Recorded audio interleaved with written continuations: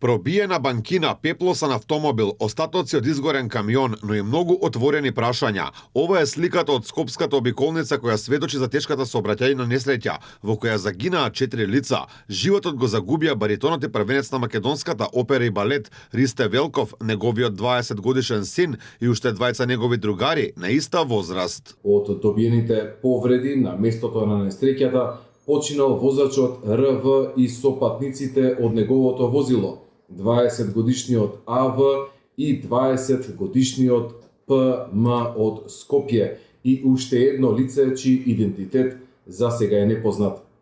Лекарот итна медицинска помош констатирал смрт, а по наредба на јавен обвинител телата се предадени за обдукција.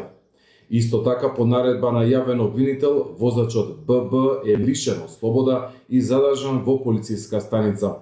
По налог на обвинителството, уапсен и задржан во полициска станица е 76 годишниот возач на камионот марка МАН, која пробил металната ограда и излетал во спротивна насока и предизвика сообраќајка која однесе 4 животи. 76 годишниот ББ од Косово, управувајќи товарно возило влекач МАН со полуприколка со косовски национални ознаки, изгубил контрола над возилото и со него преминал преку металната ограда во спротивната насока на автопатот, при што се судрил со патничко возило БМВ со скопски регистарски ознаки, управувано од 51 годишниот РВ од Скопје.